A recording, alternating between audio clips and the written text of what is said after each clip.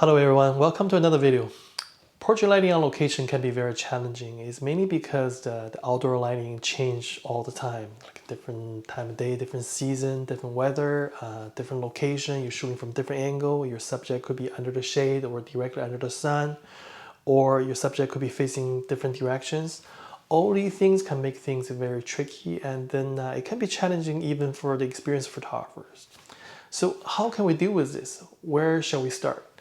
So whenever we face something quite complex, it's always easier if we can break it down into small manageable sections and then we tackle them one by one. So this is going to be a two-part video. So in these two videos, we're going to talk about the four most common lighting scenarios that you're going to encounter when you're shooting outdoor.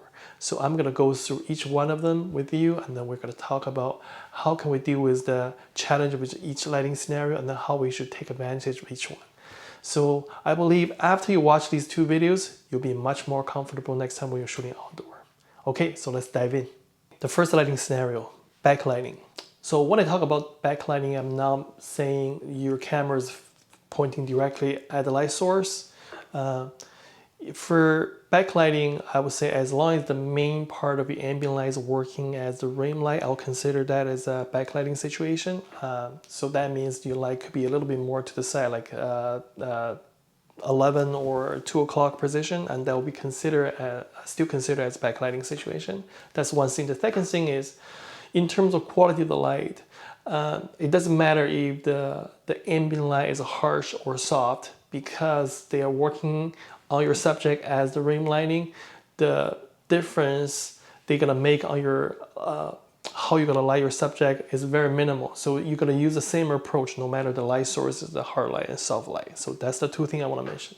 Okay, let's talk about the backlighting. Backlighting is considered by many photographers probably the most challenging lighting situation for obvious reasons. Is because it's a huge difference in terms of exposure on your subject versus the background. And then in order to make your background properly exposed, your subject usually appears too dark. When you get the right exposure on your subject, the background ends up to be overexposed. So this is definitely a big issue if you're only shooting with natural light. So the solution is most likely you're going to use your off-camera flash. But when you start using off-camera flash, you'll quickly realize it's not that easy to decide where exactly you should put position your light. That's the thing that many photographers have a challenge with. So I cannot give you exact numbers of where exactly you're going to place your light, because as I previously explained that the lighting situation changes from time to time. There are many things will end up deciding where you should position your light. But I can do two things. I can first give you a range. So this is roughly the range that I will use when I'm shooting backlighting situation. That's the first thing. The second thing is I can give you some tips when you do your lighting test, which I believe is a very important part of your working procedure. That's very critical to decide what is the best position for your lighting.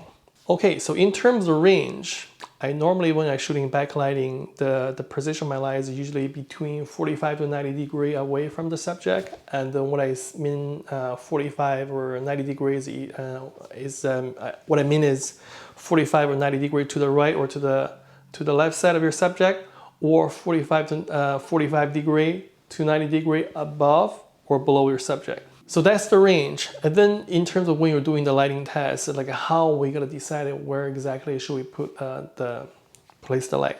So the key thing is you need to look at the shadow. Remember, light is easy, shadow is hard. Because you have your flash, you can easily fill up any area with your flash and create the light using the flash, right? But how can you create a shadow? It turned out shadow is not something to be created, it's always there.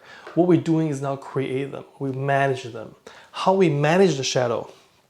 Basically, we need to manage two things. We need to manage amount of the shadow, and then we need to make sure the shadow is the right spot. Okay, so let's take a look at some examples. So in this shot, so the sun is setting around 2 o'clock, and then this is a golden hour, and then I put my light. I'm not sure exactly where I put my light. I don't remember exactly the position, but I can tell you where I look when I'm doing the lighting test. I need to make sure there are two key areas that have enough, have the shadow, which is around her nose and then around her cheek, because this is the two main areas that are gonna help to define the main form of her face. I need to make sure these two areas absolutely have a shadow there. So it's one thing. And then let's assume if I put my light a little bit closer to the camera. So when I do that, I gotta fill up more shadows. I gotta kill the shadow within these two areas to an extent, and then what gonna happen is it gonna make her face too flat. But what if I move the light even more away from the camera, like rotate like 90 degree? So what gonna happen is the shadow gonna become darker. So then there's gonna be less information, less defined information on her face, especially the highlight supposed to be there around her cheekbone. So this is what I mean by when you're doing lighting tests, and also what I mean by like to manage the shadow. Like you need to make sure you still feel enough shadow, and also you need to make sure your shadow is the right spot. So this is one example. Let's take a look at the other example. So in this particular photo, I put the light almost just right beside my camera, but it's like 45 degree above. The reason I put a light at the center above her is because her posing, because the position of her body, and the light at the center will light up her body more evenly. If I put the light to the side, then I gotta deal with the inverse square law, which is quite challenging based on the light I'm using. Is a small light. So that's the reason. And then because I still need to maintain the shadow, so that's why I need to put the light a little bit like a 45 degree above the subject. So for that way, I can achieve both. So here's another example. This time the light is below subject's eye level because the fact that she's wearing a large hat, and then if I put a light above her, it's not gonna make much difference because the hat is gonna block the light. So I need to put the light below. But I still need to maintain the shadow, right? Manage the shadow. I need to make sure we still have enough shadow on the right side of her face to define the form of her face. So that's why I put the light a little bit below and a little bit more to the camera right to make sure the light still there is still being protected and properly managed. So this is what I mean by how to manage your shadow. You need to make sure you fill enough shadow when the subject's face is too dark, because you need to fix that problem. And in the meantime, you need to make sure the key areas still have the right amount of the shadow to define the form. Okay, so that's a backlighting situation. Let's talk about the next lighting scenario, which is a front lighting. So front lighting is when the main light source, the ambient light, is coming directly to your subject, and this can be harsh light or can be a soft light. So the front lighting is considered by many photographers as the easy lighting situation because you don't have to deal with this exposure difference between your subject and the background anymore because they're evenly lit by the ambient light. So it's much easier. But easier not always means it's better. For example, if the front lighting was harsh light, I mean, your life might be easy, but your subject's absolutely in hell because nobody likes to looking directly at the sun. For me, I almost never shoot anything like that, but I do have a sample photo right here so you can just get an idea. But what if it's a front lighting and then the light source is soft? Well, that's definitely much better. First, it'll be a lot easier for your subject. The second thing is, other than all the benefits of the front lighting, which is there's a less harsh shadow, and then the transition between the light and shadows is much better.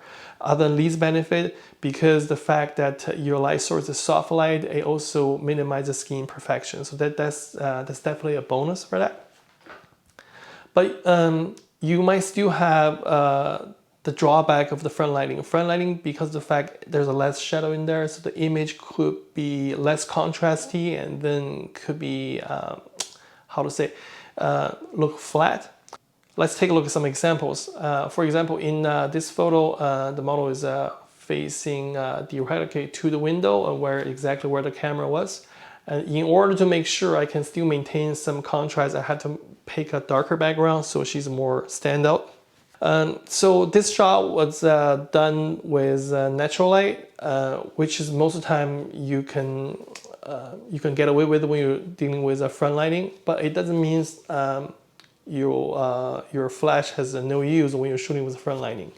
Because of front lighting, your ambient light does two things. It does the key light, it does the fill light.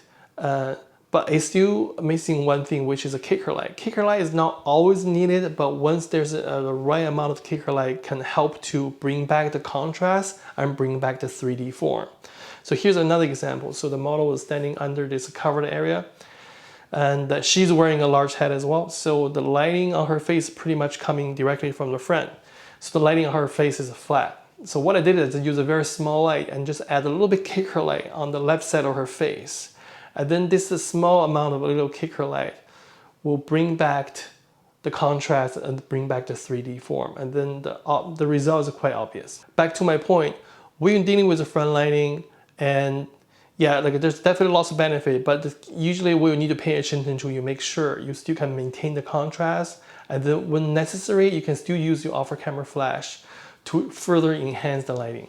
So this is part 1. We covered the backlighting and the front lighting. So in part 2, what we're going to cover is, I call it side lighting, is when the light is coming from the side. But it actually is 2 different scenarios, because when the light source is a hard light versus a soft light, your approach is going to be completely different. And we're going to cover that in part 2.